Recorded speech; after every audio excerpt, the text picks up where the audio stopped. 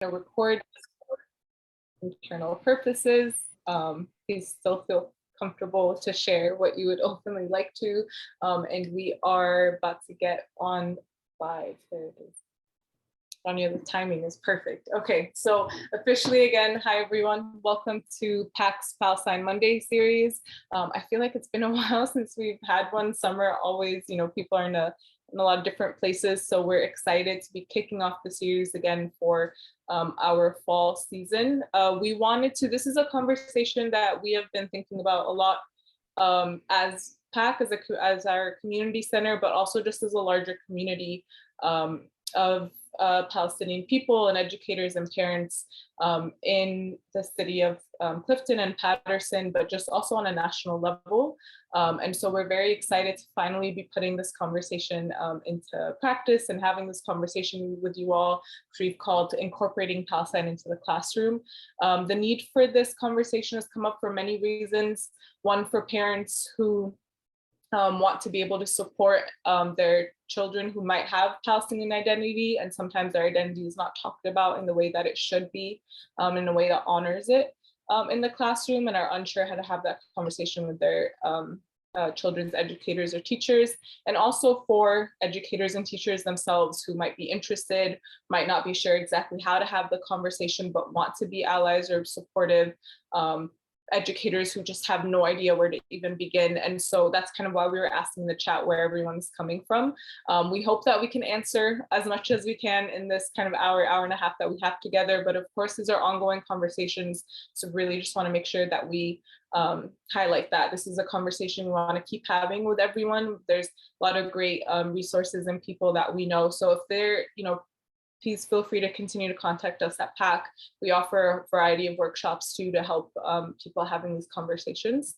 But right now I want to get us started. And it's my pleasure to introduce Thoraya Zaidan, who's going to be facilitating and hosting this conversation with us, who is an educator of nearly 10 years, teaching high school students and working as an adjunct professor in New Jersey. She gives presentations and workshops on multiculturalism in the classroom, anti-racist teaching, foundations of Islam, and Palestine. She also serves on the Member Advisory Council of Racial Equity Committees in New Jersey.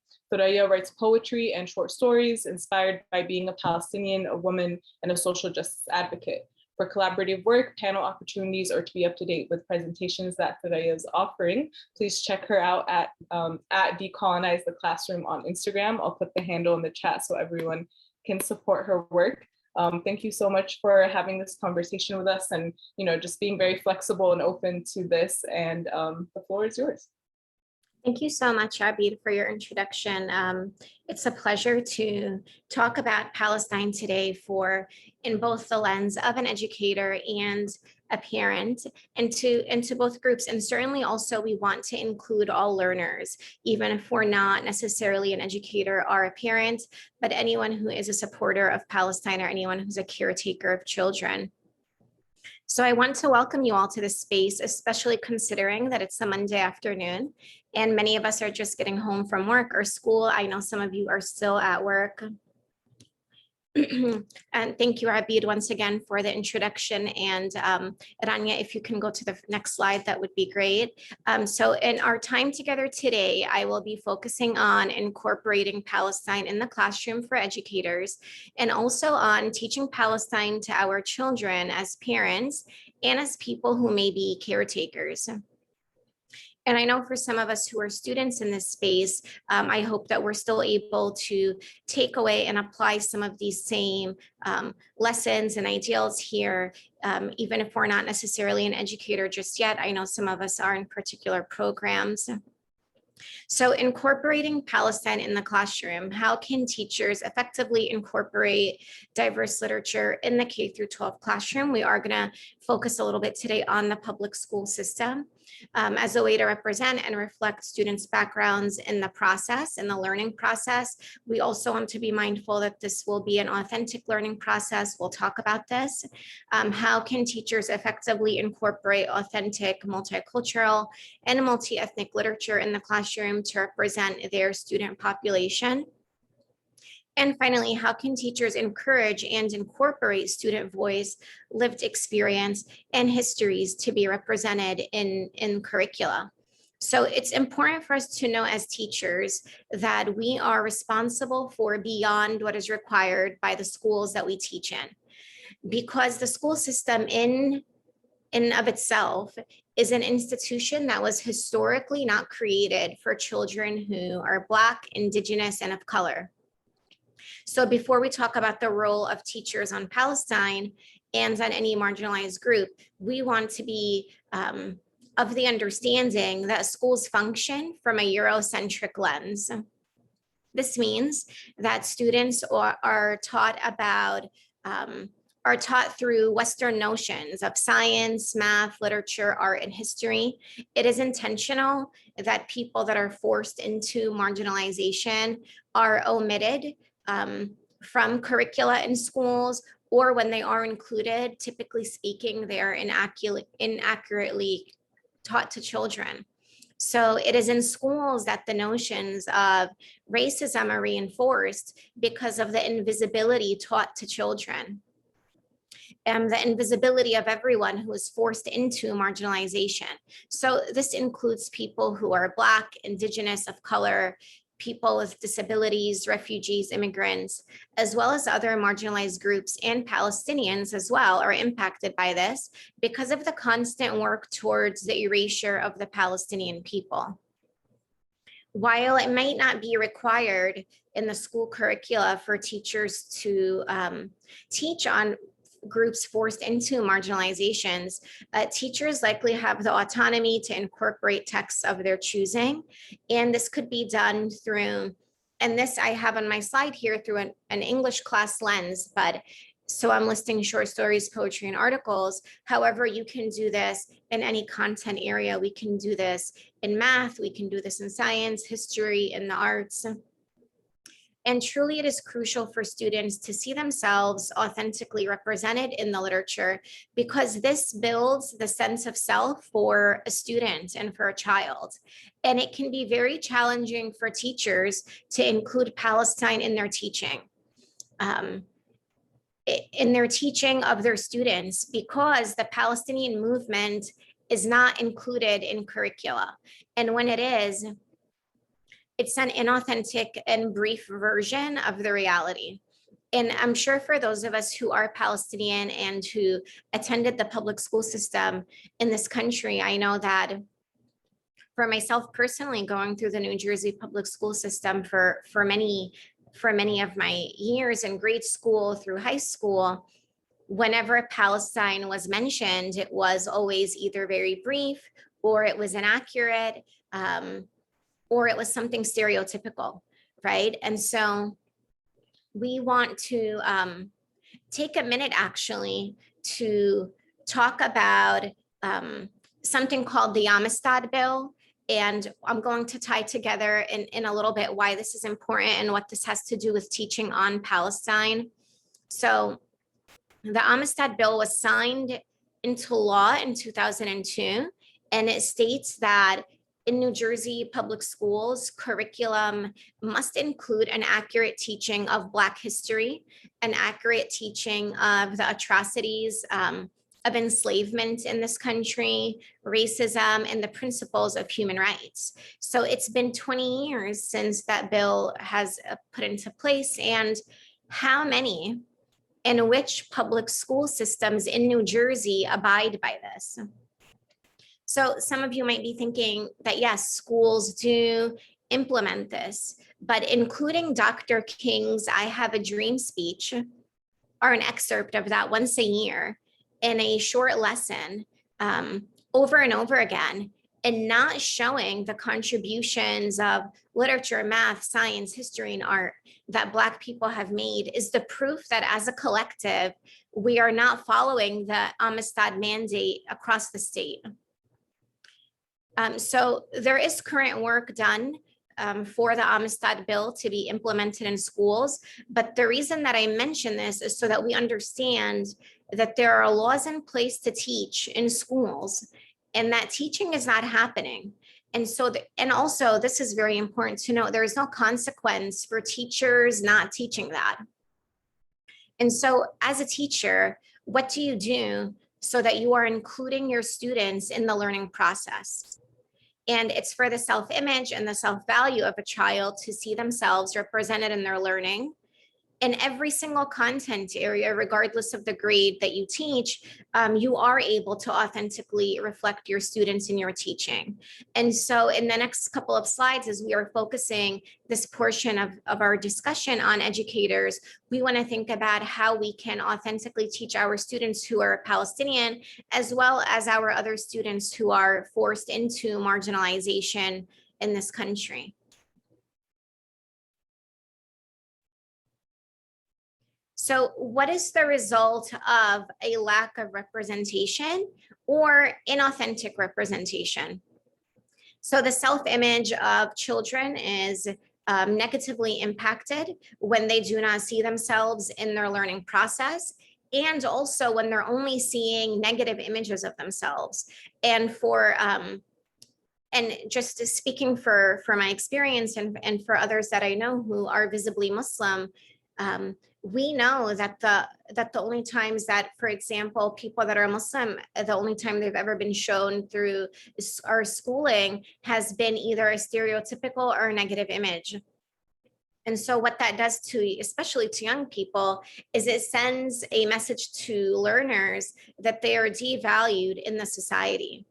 And so what we must do is we must counteract these negative stereotypes that are depicted so that students have access to counter narratives. And something that I do with my students that I would like to share with you in hopes that you can use this or modify this for your class is I ask students to share one of their identities with me. This can be done anonymously. And one way that I've done this in the past is by passing around a clipboard and asking students to jot down one of their identities that they feel is a major part of their being. Some responses have included terms like woman, immigrant, undocumented, refugee, Black or brown, and other marginalized identities. And so throughout the year, I make it my purpose. One of my purposes as a teacher, we know that we wear many hats, is to include who my students are in their learning process and in my teaching. So of course, we know that we do not have the resources to get books where we are teaching the skills necessary through a means that will lead to engagement in reading and learning. But something that we could do is improvise, and we're experts at this. So something that I do is I'll use excerpts from various texts. I would like to share with you an experience from a couple of years ago where one of my students on the identity paper, as we were passing around the clipboard, she wrote down India as her identity. And so in teaching one of my skills to my English class, I pulled an excerpt from Arundhati Roy, who is a brilliant author from India. And at the end of our lesson, she approached me and she was very emotional. And she said, I didn't even know there were writers from India. And so that just really reinforced to me that our kids are oftentimes even unaware that their people have made contributions that could be taught in school. And so it's so important that our children feel valued. And we're going to talk about how we can bring people with a Palestinian identity in the classroom. And also we want to be mindful to be representative of all of our students in their learning process.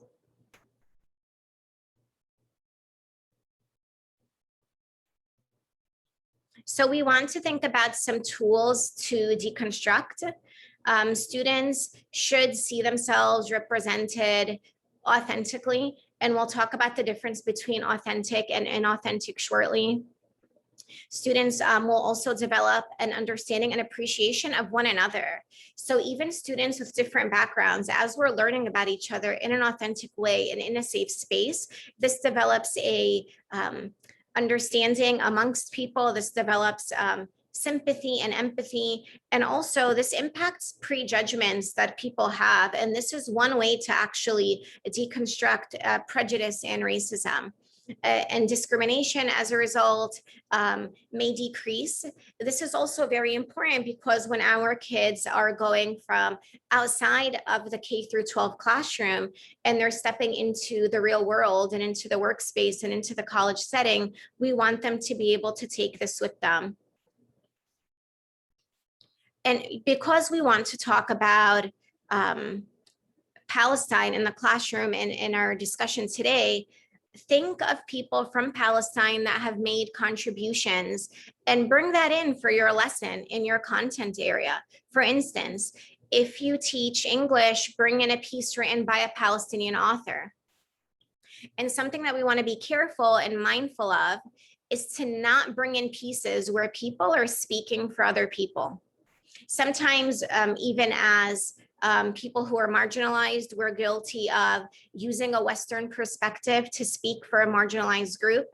And we know that there is no such thing as a group that is voiceless. And so we don't want to be responsible for being well-intentioned, but then not having the awareness that's needed. So for example, if I want to teach the perspective of an immigrant who's a young adult growing up in the United States, I would not go seek an author who has never experienced the realities of immigration. And so stereotypes in literature reinforce prejudgments and discrimination. It breaks down into and moves us away from these dangerous single stories. And you can do this again in any content area. You can bring people who are inventors and scientists and mathematicians and journalists and activists and people that are absolutely brilliant from all different places in the world, and show your students people's contributions, because we know that outside of a Eurocentric lens and outside of white men, there are plenty of people who have made many, many contributions in the world. And so we want to be mindful of that in our teaching.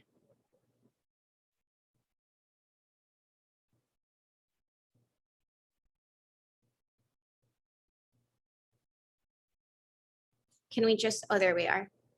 So what does this look like now in the classroom? So we want it to be a norm in the classroom that people are being represented from every place in the world. And so we don't want to do it in a way where, you know, we're using 1 week out of the entire 10-month school year to show that we are quote unquote diverse and inclusive, and bringing in people from different places, and then using the remainder 90% of the school year to teach only from a Eurocentric lens, which we know and the research shows us is actually damaging to our children.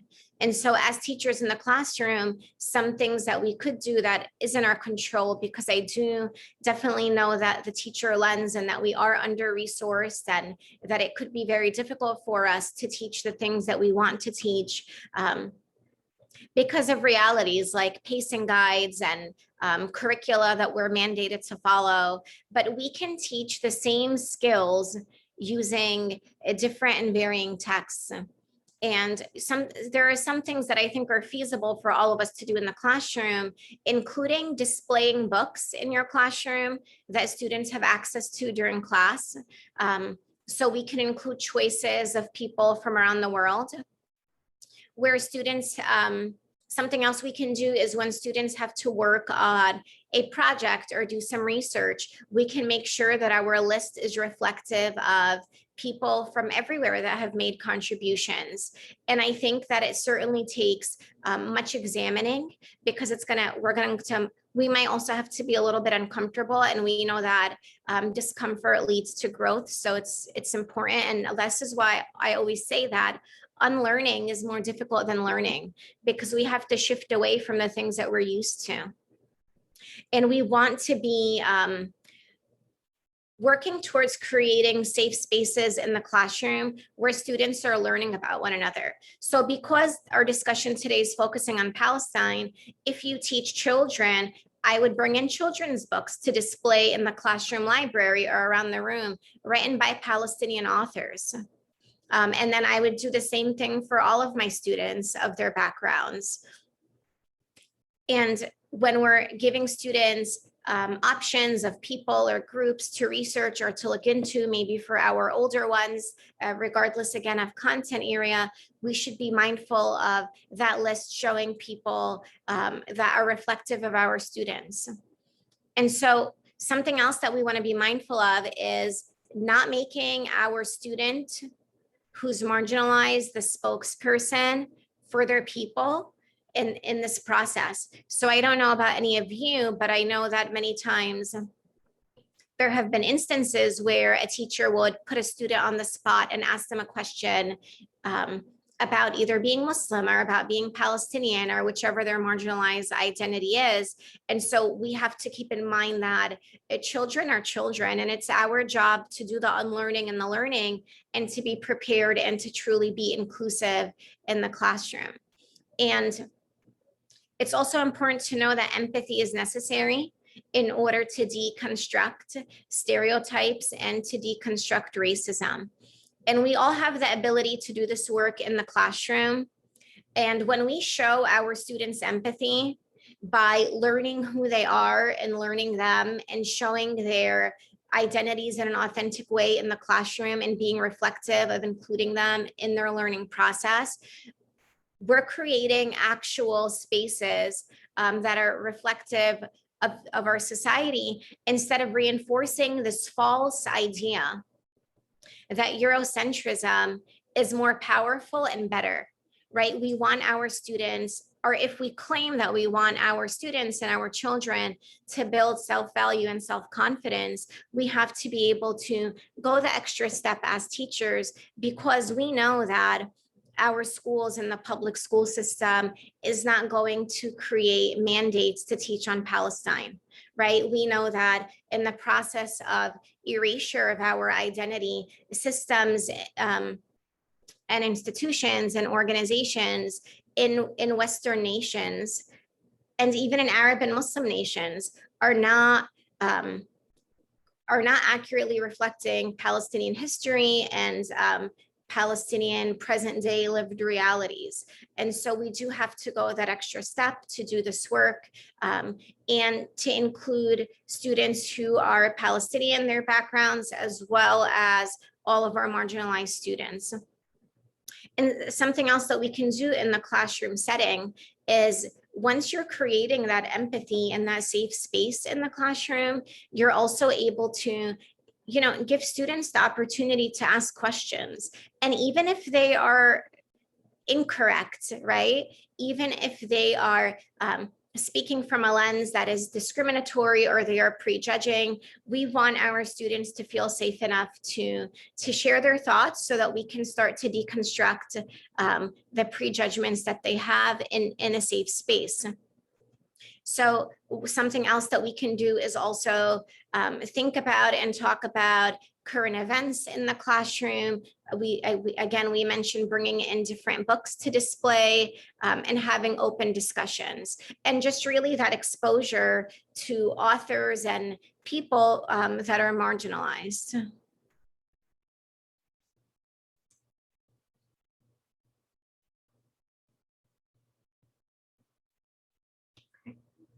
And so that first piece that we discussed was on educators who have Palestinian students and other marginalized students. And just in recognizing and respecting the amount of time today, typically I delve into a longer presentation on this. This was more brief. And so I can give you some information at the end on an extended version of that presentation. So now let's move into our part about how parents can support their children who have Palestinian identities. This can also relate to people that support Palestine and to caretakers as well. So something that is absolutely crucial is And this, I think, is the number one absolute foundational piece before we move forward to think about how we're going to teach our children who are Palestinian as Palestinian parents, is really having, is being able to teach our children the truth on Palestine. And I think that that is what is going to make our children resilient, and that foundational information is going to be what helps them. Can we go back a slide, Rana? Or is it forward one? Yes. Okay. So for clarity, I just want to go over what it means to support the Palestinian movement. And so supporting the Palestinian movement includes the following principles. It includes believing in the liberation of Palestine, self-determination, self-autonomy, Al-Quds as the capital of Palestine, believing in the right of return, the right to resist colonialism, imperialism, occupation, and erasure. And so the reason that it's important to understand what it means to fully support the liberation of Palestine is because it's important that our children are aware of what support means versus performative activism and a partial support. And we know that historically, a partial kind of support and a lack of knowledge has never led to the liberation of a people from oppression, occupation, and supremacy. And I have here a note about the correlation between being Palestinian and Islam. And 96% of Palestinians are Muslim. And how can we talk about the Palestinian struggle while also erasing the Muslim identity? Of course, we're aware that all Palestinians, including Palestinians who are not Muslim, are living under the settler Zionist state. And this is, and we know that, and we must also know that Islamophobia is correlated to the Palestinian struggle, because to say that it doesn't adds an erasure to the 96% of Palestinians who are Muslim. And this is the kinds of work that contributes to the erasure of our people, when we're not seeing someone for all of their identities. So we can't only choose to see our people as just one identity. We want to see our people for all of their identities. And so our children must know that our liberation does not lie in the hope of governments and celebrities. This will not be what leads to liberation of the homeland. And if you think about the number of brown and Black bodies that are brutalized in this country through policing, it would not be a rational thought to say that the same entity is going to stop the displacement and murder of the Palestinian people. We recently saw this example of governments globally extending their empathy and financial support to Ukraine. So we know that the empathy and the resources exist. And so this is all to say that your life of your lived reality of parenting children who are Palestinian or in supporting the Palestinian movement, it's important for us to recognize that the truth is necessary as a foundation. So this has to be the first step before we're able to move forward.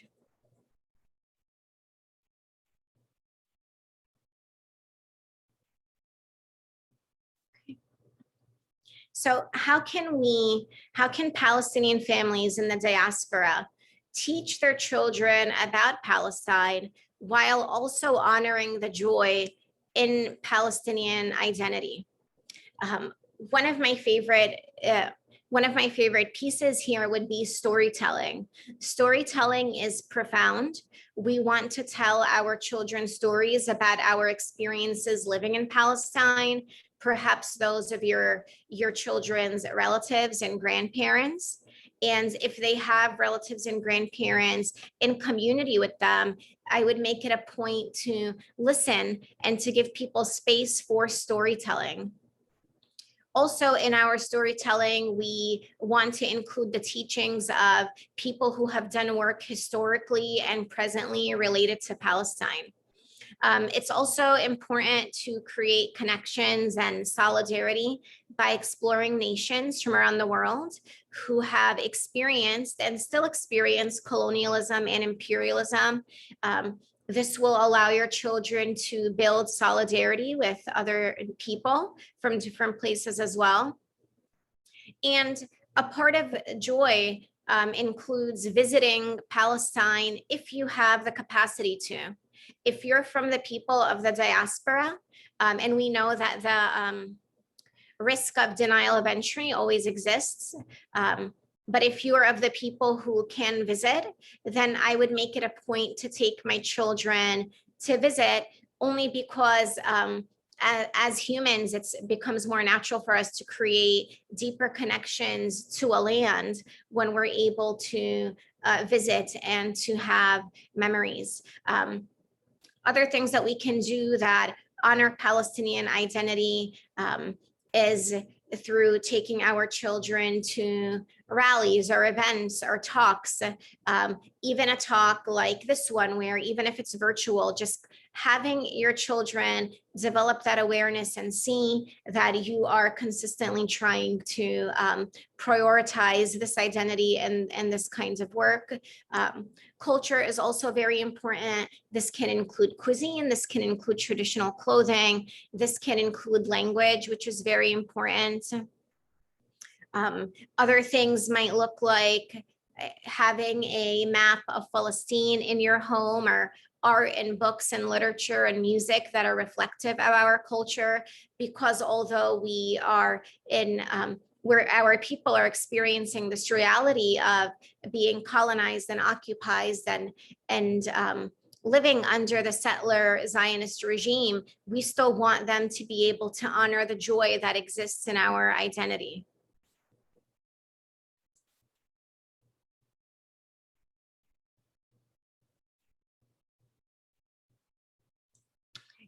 So again, what does this look like in the home? Some things that you might be able to do at home in your capacity is collecting books by Palestinian authors. Consider donating them to your child's classroom library. If you have an elementary school nearby, so even if your children are older children, you may still be able to find out the policy for donating books to libraries, just so that other children, even if it's not your own children, are having the exposure to people from Palestine. And once again, we want to be mindful that we are choosing texts and books where the authors are Palestinian or from wherever the marginalized group is that you are identifying and want people to gain awareness and learn from. Something that I think is also important in the home is having a safe space for open discussions with our children, so that we can work through some of the things that are just part of having an identity, where the outer world works on erasure of this identity. And so being able to talk about, fitting in, because, and we know that just growing up as someone who's a non-Palestinian, but marginalized person in this country, and being a teenager perhaps, or a preteen growing up, this is always going to be something that children struggle with as they go into their young adult and adult years. And what does it mean to fit in, and at what cost and what consequence? And so I think it's okay that we teach our children, and this goes back to the very beginning of our parenting section of this presentation, when we talked about teaching them the truth and making sure that they have this foundation, a strong foundation, which will help them have a strong personality, have resilience, because we are not people who are fitting in globally, right? And this is as far as when you look at Western nations and their perspective of Palestine, and even Arab and Muslim nations. And so I think that it's important that we're able to have these difficult conversations with our children, and to support them in their thinking and in their learning process on Palestine. Something else that this may be reflective in your home can include organizing. Maybe you'll find like-minded families in your town or across your county. Perhaps together you can buy books by Palestinian authors and donate them to public libraries, or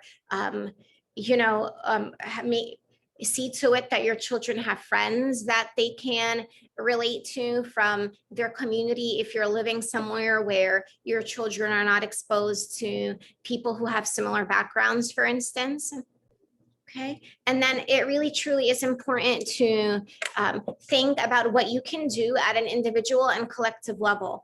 Oftentimes we might say, as both parents and educators, that we do not have any control and we don't have any power, and so therefore it kind of gives off this hopeless energy.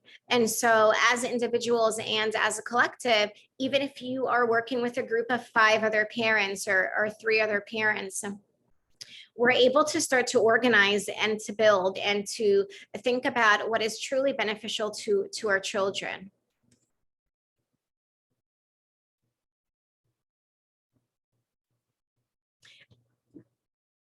And so as we're wrapping up our half hour of our presenting time, I do want to make some space for any questions through our Q&A.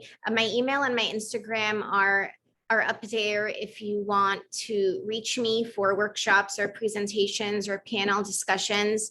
And for longer versions of both of these talks, and these are important conversations to have, I do hold talks sometimes through my page, and so you can look out for those through there as well.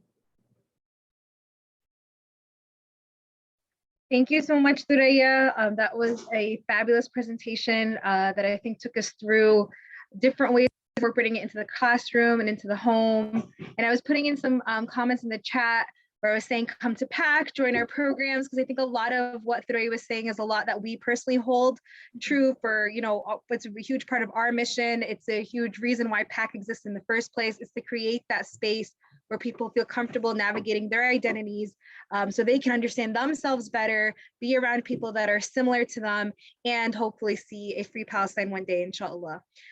So with that, I ask that you please put all your questions into the chat box. I am looking at both Facebook and the Zoom chat to see if there's any questions. We're going to get right into it. So with the first question, early on in your presentation, you were talking about marginalized groups. So someone was asking, who are these marginalized groups other than the Palestinians, and what's common between them? So some marginalized groups outside of Palestinians include people of color, people who are refugees, people who are immigrants, people who are undocumented, people who have disabilities, people who have mental health issues, people who identify with LGBTQ, people who are Black. And amongst all marginalized groups, Black people in the United States suffer the most consequences. So we want to always be aware and to acknowledge that, although we're all marginalized groups still. And these are some examples of marginalized groups in the country that are forced into marginalization. You might have noticed that I said forced into it by the US government and by white supremacy and Eurocentrism. Thank you so much for answering that first question. The second question goes into a little bit deeper into your presentation, where you go into what's a good balance between inviting people to talk about their identities and share their own lived experiences, but not adding more emotional and physical labor on them. Yeah, that's really a great question, actually. And that's a question that oftentimes many teachers and people that are learning on this will ask, especially when we're talking about anti-racist teaching.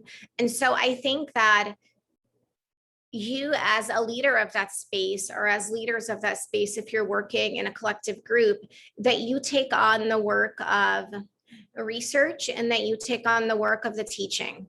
And so I would make it an option for those people to share about their lived experiences if they want to, but not putting the responsibility on them to share.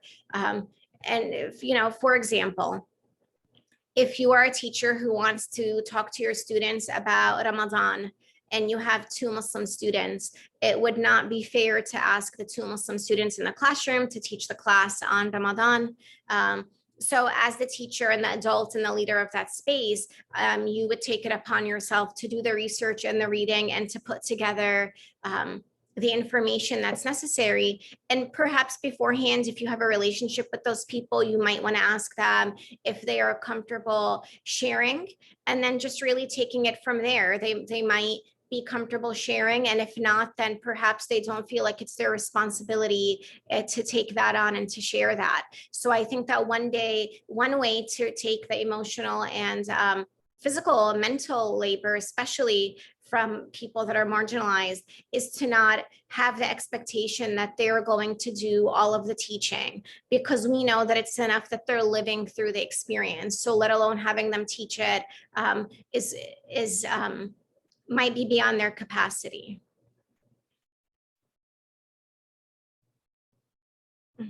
Yeah, absolutely. I think that's very important in tackling any conversation, not just only about Palestinians, is really figuring out how not to add to, to their emotional and physical labor. So the next question is, can you discuss how teaching Palestine correctly fits into the larger context of attacks on teaching the truth, but then is also its own issue with its own characteristics?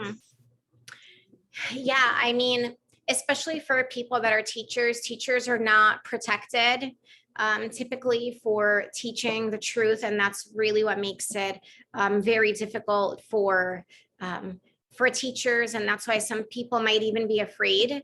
And so that's definitely a reality, and something that some educators or other people in their workspaces or even students might think about before they talk on Palestine. I'm not quite sure what the question means by teaching Palestine correctly. I'm assuming perhaps the person means maybe when earlier we discussed the principles on Palestine. And so I think that you would be taking a risk. And this is something that then becomes a personal question. And especially if you're a non-Palestinian talking on Palestine, you are less likely to face the same kind of negative reaction as someone who is Palestinian. The same way a person who is white talks on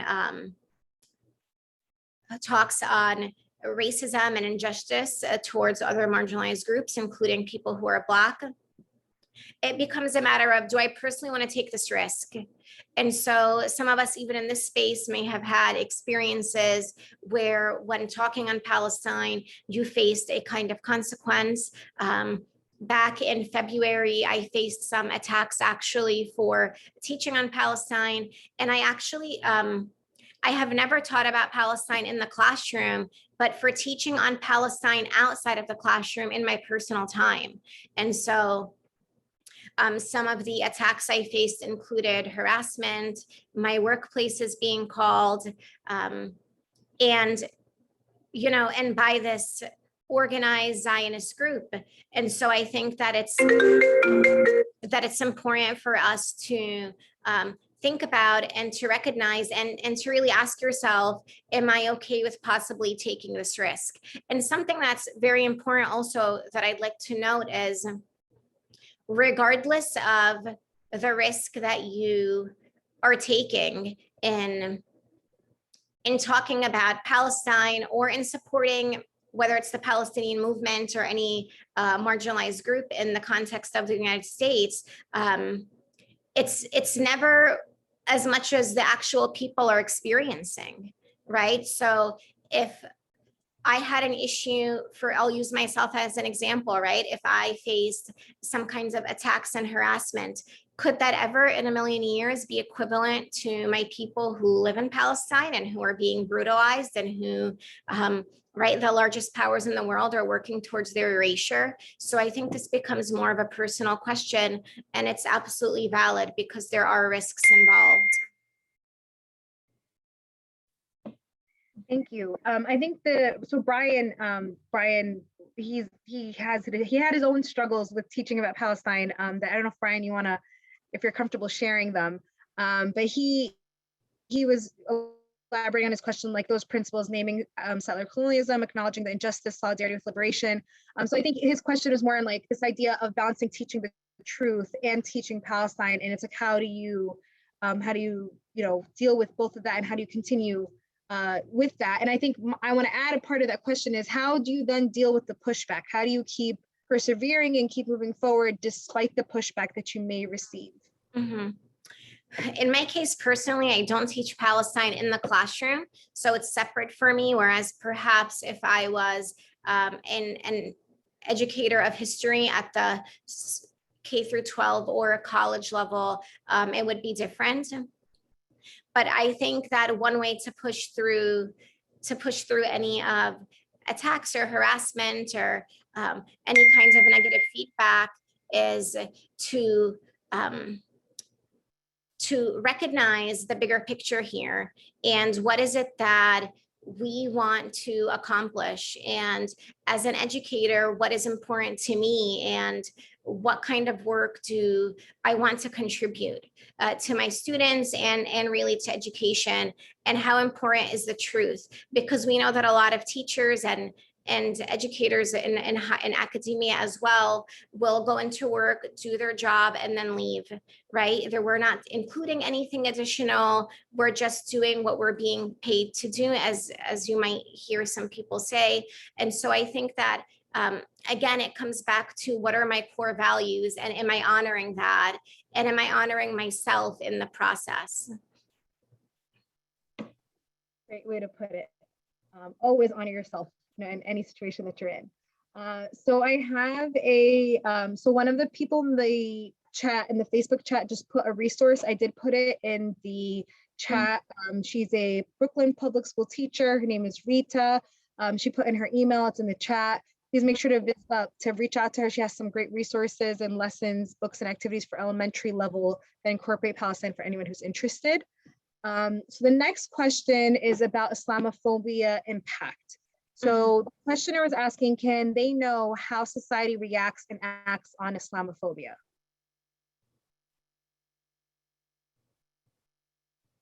So how does society respond to Islamophobia? I believe this was around the time with like the marginalized groups, so maybe focusing on that. Perhaps the same way that we see the society as a collective respond to any marginalized group, which includes ostracizing the group, prejudice and discrimination, and stereotypes and inauthentic information related to the group. And we might see this in the way that students and our teachers are professionals, or just people in society are treated at large. And perhaps this is also something that we know is more problematic in spaces where there are not many people of that marginalized group. And so I think that some people do become a target of people who are racist, and of people who are anti-Muslim or anti-Palestinian or anti whichever marginalized group. I'm gonna literally step away for 1 sec to plug in my Mac real quick. As Rania, you get the next couple of questions ready. Is that okay? I'm just gonna quickly put in. Yeah, so while Threa is getting her laptop charged, I want to also remind everybody of the programs that we have at PAC. We're actually launching our programs, our fall session, which will be starting October 1st. We have a lot of different programs, from cooking cultural food, Palestinian food. We have Depka, Palestinian dance. We have Arabic classes. We also have a very important class called Hope, which is holding on to Palestinian existence, that specifically targets ages high school students. So anyone who's in high school, I think it's a very important class and ties actually really well with the discussion that we're having. So if anyone is having that struggle of, getting to their teens, or teens that like what is the Palestinian struggle and how can you tie it to different marginalized groups, definitely register them to Hope. So with that, Threa, are you ready for the next question? Sure. Okay, so the next question is, what about educating other teachers? So I think we talked a lot about students and family members. What about teachers? This becomes complicated and challenging because, and this is why I mentioned the Amistad law earlier, because it's very difficult for teachers to be able to teach on marginalized groups, even when there are laws in place such as Amistad, which actually requires that all New Jersey teachers are accurately teaching Black history and including Black people historically in their contributions across different content areas. And so we can't make other teachers teach on Palestine, and we can't really force people to be educated on anything, especially when we're not in a position where we are even able to get teachers to teach on Black history in the context of this country. I think that some things that are helpful that we can work towards are organizing. So thinking about how we can organize, thinking about how we can organize to and create some pushback at either your district or your state level so that we are able to see the inclusion of different marginalized groups in curricula. I know that people with disabilities, for instance, I've been seeing that push in curricula that I think either started this year or is starting the next year, and that took many years of work. So I think that when we push different trainings and workshops, and when we organize and when we fight for this at a state level, this is only when we might be able to see a kind of shift when it comes to teachers. Absolutely. So the last question was more of a technical question. You had stated at one point about the 96% of Palestinians are Muslim. So they're just asking, where is that source from? I'll actually put it in the chat right now. You can really just do a Google search. This source says it's 99%, but the majority of people that are Palestinian are Muslim, and the person can use the link that I put there, and they're also free to do their own searches. Thank you so much. So with that, if anyone else has any questions, please put them in the chat. We are almost at our 6 o'clock mark, so we want to respect everyone's time, but we can take one more question if anyone has. If not, I will begin thanking Thuraya for her time. This has been very educational. I think it has opened our eyes a lot about different ways of incorporating Palestine into our personal lives. As a personal thing, I'm the executive director of PAC, and something that I've been personally trying to figure out more of doing is how can I incorporate Palestine more into my home. I was really happy to hear putting up the map, which is something I recently bought a very nice map that I put up. Books, I'm thinking of putting some cooking books in my kitchen. In my library, I want to put and display the Palestinian books. So I think these are really easy things for us to do, including there's a lot of different Palestinian children books that are coming out that I highly recommend everyone to support and to buy and to put into your own libraries, and then also into your public libraries. I think this has been a very refreshing conversation. We really appreciate you today for all the work that you're doing, all of your time, and all of your efforts. And we want to thank all of you for listening. And we're excited to be relaunching our Palestine Monday series for this academic year. So please make sure to look out for our next Palestine Monday, which will be taking place next month. And with that, if no one else has any questions, I want to thank you all for your time, and I hope everyone has a great rest of your evening. Today, do you have any closing remarks before we end, actually? Well, I want to thank everyone for taking time on a Monday to join in the discussion. And thank you, Rania, for having me in this space. It was a pleasure. Pleasure is all ours. And I want to again emphasize to everybody, PAC is your home. So we all hope to see you all in person at PAC sometime soon. So with that, thank you, everybody. Have a great rest of your night and a great Monday night and a great week. Thank you. Thank you. What is that?